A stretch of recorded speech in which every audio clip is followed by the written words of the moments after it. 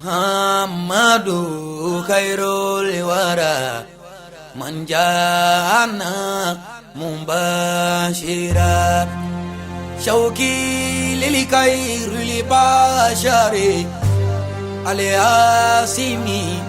iliyatohari al-mustafa min mundore atwairil mundore yazdadu shauki kullama ayan duraku baniya mama. أعوذ بالله من الشيطان الرجيم. بسم الله الرحمن الرحيم. اللهم صل على محمد وعلى آل محمد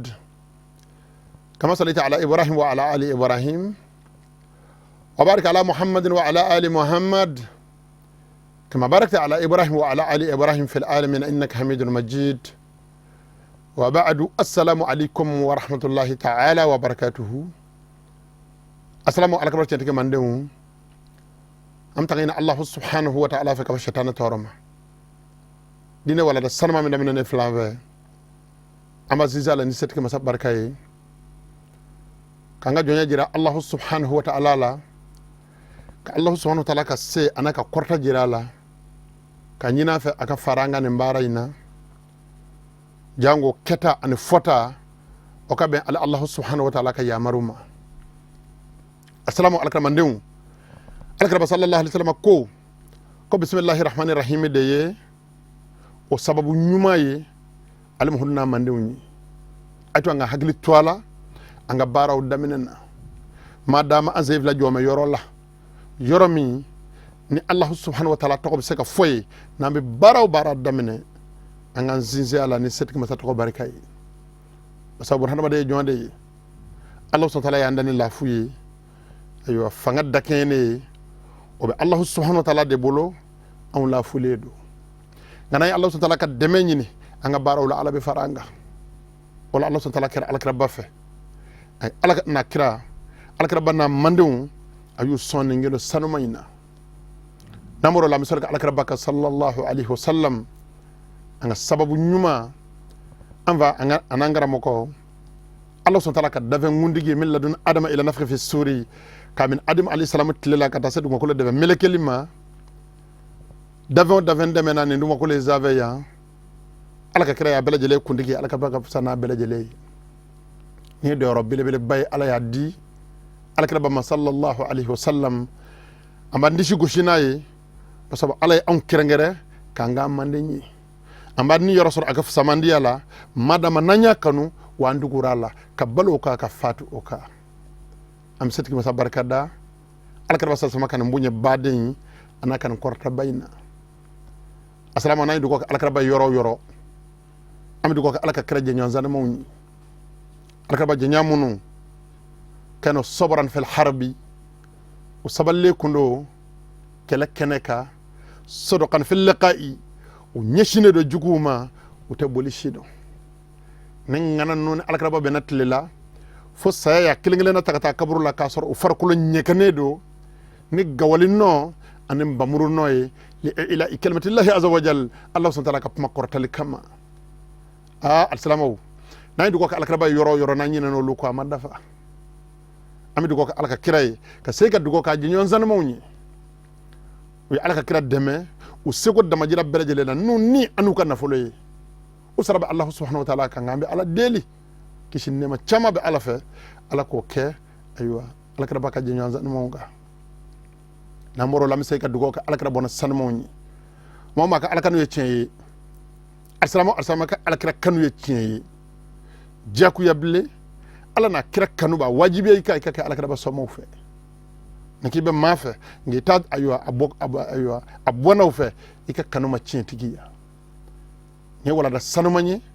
malku man ansi aka kala no ngala nina ayra sekira kan mbara in tatbiya ko madina kabalo aka ka fatu aka wala insha Allah ta'ala on ba zeko belejele ke alaka basa sama bona sanumo kanuna kan zeko belejele ke udemenina insha Allah ta'ala yansa ya kanu fara kada munga angara muka ya fwanyi kasai ka sabaga blanye kasai ka barake ka jirana an bɛ Allah subhanahu wa ta'ala deli ala ka nafa ala ka bana bona sanmo barkai namboro la mi foli al-salama chama ana musomama assalamu mu'minu ala ka mandewu amma nyina fa Allah subhanahu wa ta'ala jati kama kan zama duko la ni baraina jango Allah subhanahu wa ta'ala kan de me baray ngake ala nyada nyinne baray van ala kan de me ka to sena yani ka se do mimma adabara nafa min gama kasi al-sama for wajama kulma ya rabbi ala ko nafay barayna ala ka kala har saray ana mal aslama bela jale assalamu alaka centi mandemu nan dilala opma nyebla pmana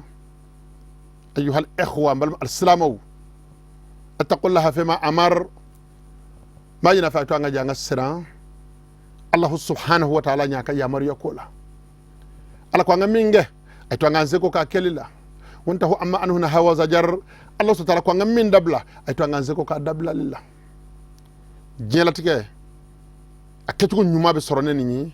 la harfana kuna wolo an aljina kono sigi ab sorone ni o de landi senge fiw amin nagure fla di ma balma ke balmu so wala dan no bele jele daminena kadam munga ala nyi sranye wala da bele baye wa bara fuiti islamen na fana taala wa awni tlemi bena tle juguye salamo be barala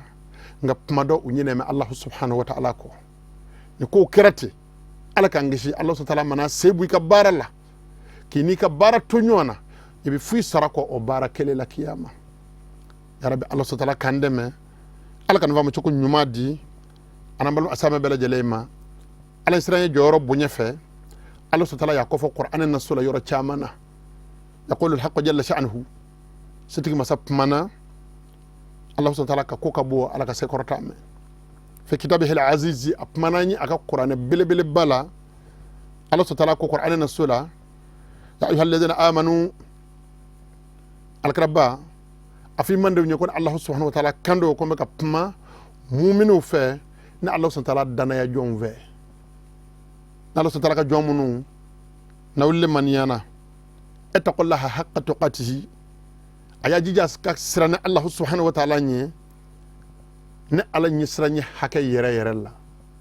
ala nyi siranye cien yere la Allah subhanahu wa ta'ala ne fa Qur'an na sura suratu Ali Imran na aya kama an ayafla وقد ورد عن الصحابي الجليل أسبت ركبوا على كرة ستما جنيا زنما دوما على كرة بك الصحابة تبا دوما عبد الله بن مسعود رضي الله عنه من دوكو كوني كو عبد الله بن مسعود على كرة ستما الصحابة دون بابا ودوكوندو مصري لازم بابا ودوكوندو إن شاء الله تعالى الله تعالى صنع على شنكنا يدي كواتو فرلا sahaba fana ka hayatu la ibina chewdon ka bo nyona am ala deli ala ka shirkene ka alfama ala ko kaka ala yakama ala ko ala ka bana bona sanmo barka kama Abdullah ibn Abbas ka hadisa don fe Abdullah ibn Abbas ka don nyenyini fe ay ala ka ba nyine ngani hadisa ngorola ako ko Allah subhanahu wa ta'ala ka kira ko fi tafsir hadhihi al-aya ayo ni ngurana aya bayin ngorola ko Allah subhanahu wa ta'ala ka pma haqqa tuqatihi ko nga sira le alanye ala sira cien yere la ala Allah subhanahu wa ta'ala ni sira ni hake minga kan ko ngo dale alama ko pma ko ya anu yo ta'a fala yu'sa anga tugo alala wa nga nyina ma yabbe ko na ngana ko tali shenkele wa anu yo zakara fala yunsa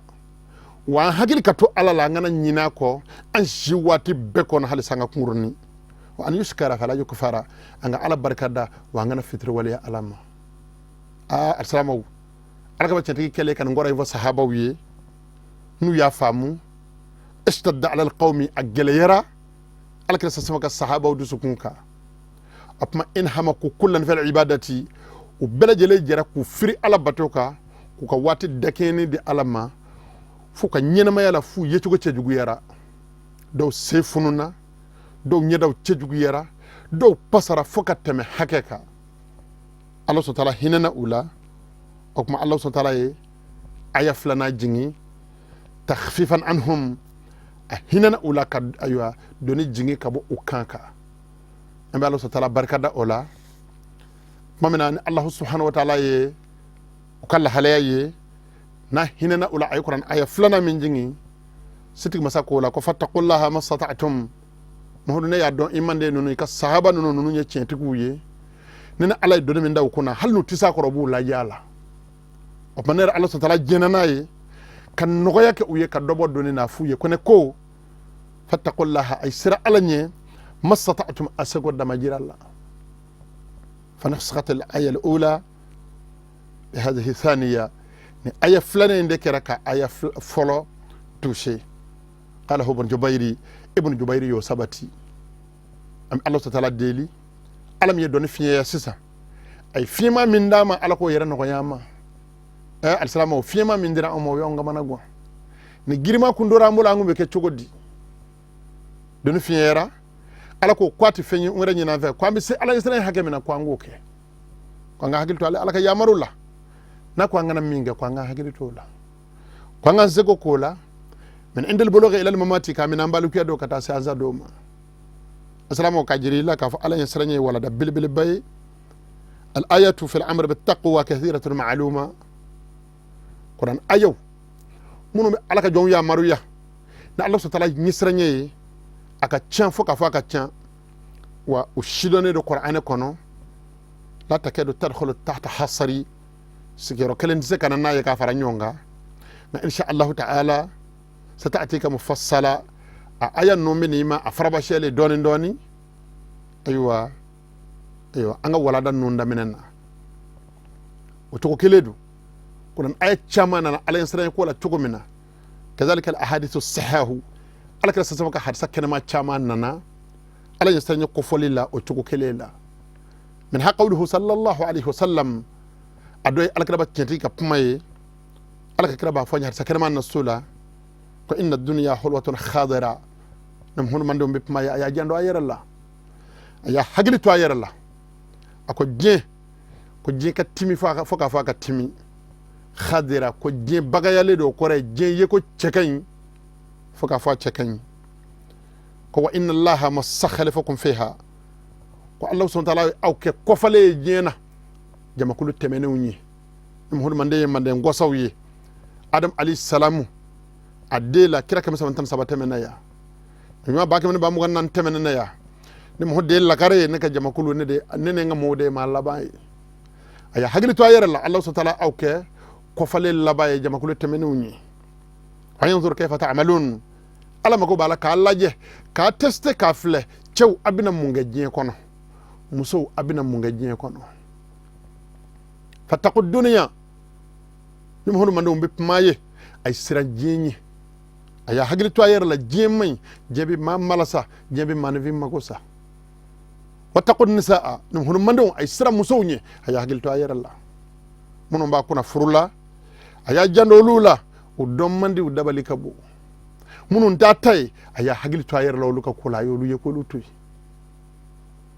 ni alka sasama ka pmaye alka baba ko dongo jugu ami yafanyi ni ambala ko fe fasan ke togola alka hakilo nyumande amma alako kaka alaya kama ako fa inna awwala fitnata bani israila nam hono mandew nata musow don musow ka kukabu musow dabali kabu ko bani israila kaw ko fitna folo kanat fi nisa'i ko sababu sorla musow de la o mani cewca ba fa ka cebay ka ken nyande yagli tuyer la musow la i kolashi musow la nalo so tala yudu garse kala o mine to nyumana e ki cesri ki joy la nyande o dabali ka bo foka fu dabali ka bo nu ya faranyo ka datugo cembise ka konna yo manja ambe Allah subhanahu wa ta'ala deli ala kan famu coko nyuma no ko ya anambal asama bela jelema o ma salama cew munu Allah subhanahu wa ta'ala yo luka nyiname tabulo ke bara de ni dugu jera e buy ka dade fekata barake ni nana nu ya faranyo ka ferke ka nyefiye kana shingi mo ko ka alakra bako kiki hagil tuyer la muso ka kola a nyenyini foka fika aywa iya nyenyini ika soroka kiriti alaka na famu choko nyuma nako ya ana mal asama bela jalema wa alamu waffaqani allah wa iyyakum as-sawaba assalamu alaka chantigi mandum ma fa ka dombe allah subhanahu wa ta'ala deli alaka nan aw bela jaleba sababa ma fi jami' ma naqulu wa naf'alu anga keta ananga fotala annana bi idnillahi subhanahu wa ta'ala setig masaka jen anaka fonsira ko nana jala sana okhora an sigira kokora fokal minbar al-fiqh al-maliki maliku bon anasaka aywa kalamblo ko no minbar al-fiqh al-maliki 120 fil marrati 137 sigi keme an sigi bisaban wolof lanana wal kalam ala al-fiqh al-maliki halibi bipma be boli maliku bon anasaka fiqh de ka basabu and leni tlemin bena chamande anyaru la anyaru te chamando nga dine famiya damene naka segi ko fini chokroba sambi wolo vlabe be en musokroba sambi wolo vlabe be e ba sora ka selji ta chugo mai aka janaba ko chugo mai kumate sujud sahwi ma ba'da ko kiti an qabla ko kiti ma namanya kwant lenot le bena abi wajibi yanga femin bi mawdu aljinana fembe ka sababu ye ka mo balika do aljinana fembe ka sababu ye ka salamu toro u kaburu kono mimi ka sababu ye ka salam femin dombali abi ka sababu ye ka salame do janumena abi wajibi yanga nga salamu kala ola o de la fiqhu walada amba chaya katame madabolo tawka ambe Allah subhanahu deli membe ka fo ala ka fo ko nyuma noko yamma ala ka fam ko nyuma noko ya anambal asaba bela jelema ambe ka kitabu minga ñaf yemi sega ka toka de ko risala kitabu donendo anga farafina tele bi avant fe ya abdul qarawani sarabe ala kale de gafe sebe na Allah subhanahu jati kama ala barka do kitabula wala awga anga ngana mono ngombe ya nga jamana ma barka ma mono ngombe ya akelengele bele jele ka dine sigile kundo ni gafe nunde ka o kuma sigide ka arsala ta damina na fallaba ku ka kalando ngala na darsan ba'da darsi wala da were kofe ku dewnu muso kala na darsan fa darsa doni wala da fuka ta kitabu dace o yeru ya kala o yuka kala no ngalana ka se ka baraka o sego da bajira la o de la o kera sabaw ye fo bolo shinuma wala intabihu lima yaqulu wa'u ayatlu majo asalatigi malubona an sika kalande ngana bena pma abena mivo beki jija ka famiya qala al-muallif rahimahullah dabtigi sarabe alaka ko babu sifatil wudu'i ko bi mina pma bona minga ko ye bona mimbi pma selji mangutuka o masnunihi selji suno kofoli ba kono wa ma farudihi selji farda kofoli ba kono wa zikra lisinja'i an selji mine amba fo bamana ngana femima mba fa aywa seli nyegana ta mako be na mita aywa ngamma ko nyine boka nyeke na kasura ka boka na seljita amba fo mi mako selji mine ko abino fana ketugo nyuma fo wali sejimari an jita mami mbolo ay mako nyine boka ba yere kun sanu ya chugo mena ni faraye ko na fo alkira sallallahu alaihi wasallam mbake chugo mena maluyata dine na sameta ala ko abino fana ketugo nyuma fo anyi asarabe alaka na sara kayra la yana kaddo babu yingono adama gara feng baba dawla ambolu dayale yembalma ke mbalma musoy ko lu famu ay femi ta to ko mala rabukana ko al wudu o selji lugata la rabukana wa shaqqun min al wada'ati achime amina ne do kabo jeyadela wa hiya an-nadhafatu wal husnu akoroyede sanuya ani chenyeni odela la rabuka ba fo ko wajhun wadi'u nyeda jema ay salimu mimma yushinu husnahu nyada mi nakishira Allah subhanahu wa ta'ala fa kabo fin belejele ma fin bi ace juguya wala la rabu kabo nyada shiya wele ko wajhun wadi'u nyada jele nyada chenyuma o ma jasalji Allah subhanahu wa ta'ala ya wele ni toko mi alam mako ba ka jon nyada ka noroya aka jon nyoda ka chenye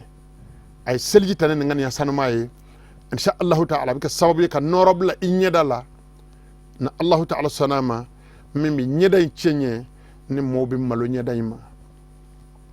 otoko keledo ayo sharia la shar'a fambi wele ko al wudu shar'a selji islamia sharia ga famuna wada taharatun ma'iyatu jisanu yado tata'allaqu bi a'da'in makhsusa ji ayo sanu mi nabi dulo adama de sembo kerengere dowla o kore fari fan beti ko fando de be kerengere ni koliye ala wajhin makhsusi nyada kerengere lenga nabi ko fana bi ko kerengere lenna abi ko jete kerengere lenna be niyati ni selji tananga niyi نني تعرفوا إن دفر فمنا أفود ما الشريعة لا كو على وضوء السلجي أدام غرفنا كو أتوقع كل السنجاء لربكانا هو غسل موضع الخبث بالماء ودي sofe bono koko aywa nijie o bara inde be wele ko le senja ul rabokana on ba welanga bamananga na bonyeni kana ko selji mine wal istijmaru ay fami ko istijmaru huwa izalatu ma ala al makhrajaini ودي كفنولي فمن بودا فلا سوكلنا بحجر نفري او غيره والما ايوا فنجلا ورا من دفري ايوا السلامه باوليكه والما السلامه بنكوتاكه وبنكوتا مبك واتي من والما باولي مبك واتي من ياسورو جيتي بولو كي يرا سانو يعني فري ودي بيويله شريعه مكانا كل السجمارو asalatika nimbabu yi abina boli nim vembar kama nundeka famu yawdo aya hagili se bokoro to ala ka jija ka famuya ya kelengele betto ko don sisangona abina belejele ketugo nyuma fiye ka se ka kiti fi asalatika sarabe ala ka ko aku walaysa lisanja'u mimma yajibu an yusala bihi alwudu wallahi nya fiye ngon ngara moko nunu madama ngo se memen nunu na ambi dine fen fitini be anap baba be donga bonyona ka fen be bla amine kono ako fen bi wele ko selji mine ko barate barami na wajibi yaledo kwani selji ka tugunyona wati be ka fo kwati daga salame ka selji ta foni tara selji mine nyekena ko te wajibi bara ngele be adama na bare o tuguli nyona nimma ko ye o nyini falillahi alhamdu ba shufai taala ngani mako mo nyini ki bisega selji damata ki ka barake o yado ni dap masenema abike on nyena ko seljita ni nyekete fuka nyeke de jo kasoro ka ta selji mine kana seljita arsalatu ko ay kwato chogo lambal make mbal momsu akola fi sunan alwudu'i ka selji mine ko selji nye ku noro nyona ko ti jate selji sunnay ولا في فرائضه كوتي جتي أفرداي كتاب الشارح نوي كتاب نيفو باي أسرب على كالا نصر كير الله وياتو دافع أكو ولا في مستحباته كو حالي وتجتي المستحب دوي أكو عبارة فلين دكيلني جاكو يتي كو كسمنيوانا أكبر كوري مني أي لا يعد للسنجاء وللسجمار سلجي منه أجيتا أنا فرتا أتجتي جزءا من أعمال الوضوء selji baraw dote selji fa dote selji bi damine tege kolila fakata se kolima aywa ate ofajila bal huwa ibadatu mustaqilla ala batu krekrelende do min jome ayira kolola yusahabu taqdimuha ala alwudu'i akanne konindo salama sokonna sanunya kama akeka bla selji nye aywa ni sokon ifare kolo sokonna sanunya na ale ebi soroka كان من السنوية نسلجي قال رحمه الله أرسلتك سرب على كاكو هو من باب إيجاب زوال النجاسة فين بيقول كل السنجاء وسلجي منه ولما السجمارو أفرلتا كوي باراي كو أبي ولي سوف ولي واجب يبونا دلا أيوة من باب زوال أيوة زوال النجاسة به من باب إيجاب زوال النجاسة به sofe wuli wajibi ka ba farakolo la ko o bonda de do an selji talite feje keleni aywa ni sofe wuli kera ni jie o toye ko le senja'u aw be le sejmari wal maka wuli ni farala cheli la alla yusalli biha fi jasadihi jango salama kan seli ni sofe ni afarakolo la ako waju yujza fi'luhu bi ghayri niyyati ka selji takata selji minanya sellaga takata selji minanya kana ko kelbi daga ka sorla ngan ya wara tala mako be sokonna sanu ya mina bino keddama ngayti nganiyata o kelina aywa ka fo nganiya wajibi ola ibino bara keddama nganiya tala ni selji tal damina wati mina selji nganiya de bisiri ako wakazalika ghaslu thawb an-najisi ko halifini nogole joli kera finina wal de bawlika finika wala ma bawli wala ma nyamana takira finika o fini kotola ko silama sharia ba nyini fe ka kodama na nete karakara Allah ako wasifatul lisanja'i aka korfa laba ko abina selji mine yere kecugo ya fiye a wasful hamidu a kecugo min tanu me ka tama kecugo beka ode alakra batay ayo samete dinen salama ayatlu ma jo mi mina foye sisa ninde alaka kira ka selji mine cugo yayi ako an yabda ba'da ghasl yadihi ko ka damine ne ke ateke kole ko o kora ni bi na ibolo inu mambulo ni bi na se sofema min cheka ibi jido bon bolo nyere ka folo ka bolo nyiki jango sofe kana noro ala wa sofe fana kole sanuele ko fe kasa ka seka tike ka bwala jona na nyiki ne sira sofe ma o de bo noko ya ngana jale sira sofe ma na noro lala abla manda fe wa kasa tike mandi ka bwala ako fayaga sela makhraj al bawli kuna bi koli damina fana kaka damina bawli aywa nyefela kolila bawli boyoro kaka damina yena kodo min be ola o koray banakota boyoro ni ya damina ye ka sey kana bawli la bawli boyoro ni banakota kasabe noro o yoro la kuna bawli boyoro ko thumma yamsahu ma fil makhraji abi soraka joshilike min be aywa nyamanata boyoro la minal azaka mi sofela bi madari abake ni gongoro kuruye aywa bo kurunyi aw ghayrihi wal ma'utana aw bi yadihi wal makakana bolo yara fana be daka sharia la thumma yahukkuha bil ardi o kofasa bolo kele ko fe ka sofen sani ka boy wala ma gaba kuru kele ka aywa fara kuru kele aywa gongoro kuru kele ka sani ka boy am soraka bolo aywa duguma kolo la kasaba ko tereke wa yaghsalaha ka soraka ko thumma yassanje bil ma'i am soraka jike ategala o kofasa ka soraka sofe boyora yim belejele ko wa yuwasil sabbahu abi jiboni abo ni ayo tege terekeli abo tukunywana wa sarhi qalila aka yara kun labla doni jango sofe boyoro ka labla mimbe ayo konna fe o ka seka jingi aka ayo ko tukunywana bolo ka soraka ko wa